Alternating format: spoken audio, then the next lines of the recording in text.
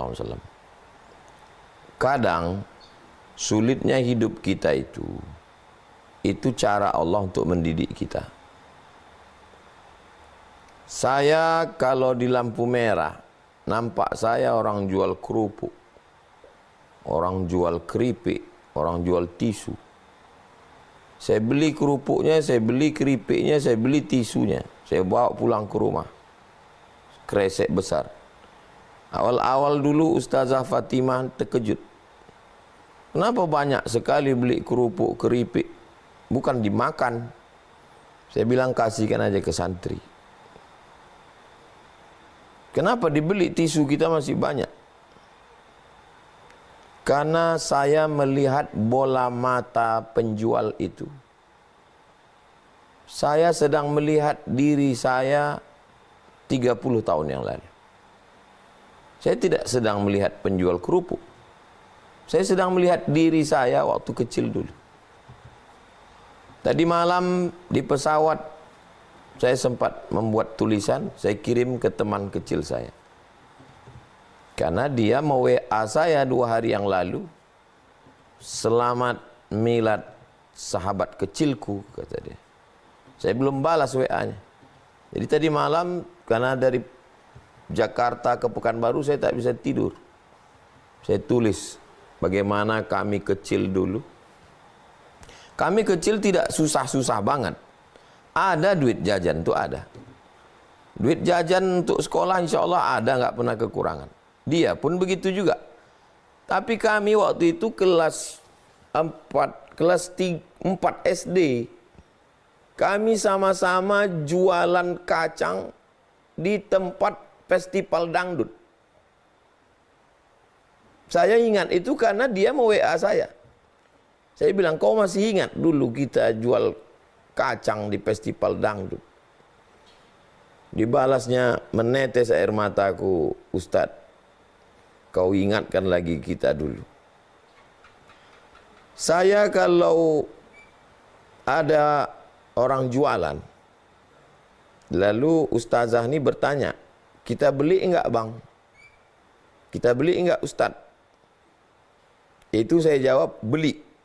Walaupun saya enggak suka. Kenapa? Karena dulu waktu kami jualan, itu laki-laki itu nanya ke pacarnya, itu kan orang malam-malam orang pacaran, beli enggak adik? Enggak, katanya. Kita sangat berharaplah perempuan itu mengangguk beli. Maka kalau saya ditanya di depan penjual, beli enggak? Beli, walaupun tak saya makan. Jadi berbagai perjalanan hidup kita di masa lalu itu cara Allah mendidik kita. Maka ada orang Minangkabau mengatakan alam takambang menjadi guru. Alam yang terkembang ini menjadi guru. Kita belajar tidak hanya 2 SKS 16 tatap muka. Berapa banyak orang yang nilainya cum laude di kampus, tapi di masyarakat dia tidak jadi apa-apa. Pendidikan kita luas. Hajar itu pendidikannya dari mulai budak, dari mulai anak bangsawan, anak kepala suku, anak orang kaya, anak orang hebat. Kalah perang bapaknya, jatuh jadi budak. Ditakdirkan Allah nikah dengan Nabi, naik melambung ke atas. Cemburu bini pertamanya, asingkan ke Makkah, turun ke bawah. Naik ke atas karena tinggal di samping Ka'bah. Tiba-tiba kering kerontang, nggak ada air minum, turun lagi ke bawah.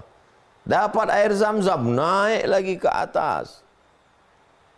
Tiba-tiba datang suami, anak mau disembelih, jatuh lagi ke bawah. Anak ditebus dengan seekor, naik lagi ke atas. Siapa yang mendidik? Allah mendidik. Saya merasakan, saya dididik di Al-Azhar, saya dididik di Maroko, saya dididik di Sudan. Tapi saya tidak mengecilkan kampus-kampus itu. pendidikan yang paling berkesan adalah pendidikan hidup. Madrasatul Hayah, sekolah hidup. Sekolah hidup ini luar biasa. Jadi anak-anak kita, saya tidak menyuruh anak bapak ibu jual kacang. Tapi ada salah seorang jamaah kita, orang berduit, orang kaya. Anaknya dia suruh buka rumah makan nasi bungkus 6.000. Mana ada nasi bungkus lauk ayam pakai telur 6.000 sekarang. Anak saya Pak Ustadz pulang dari Amerika, saya suruh buka rumah makan 6.000. Laris Pak Ustadz. Ya laris lah, saya bilang 6.000. Kenapa Bapak suruh buka? Supaya dia bangun pagi, dia ke pasar, dia belanja, dia beli ayam, dia beli ikan, dia pulang, dia cari tukang masak, dia jual, supaya dia tahu nilai uang, supaya dia tahu berapa nilai duit. Coba suruh anak-anak tuh sehari Sabtu Ahad kerja di Dorsmer, cuci mobil, biar tahu dia berapa nilai duit 50.000 itu. Alhamdulillah saya 2 orang adik-beradik. Saya anak pertama, adik saya laki-laki. Tapi mak ayah saya melepas saya ke Mesir.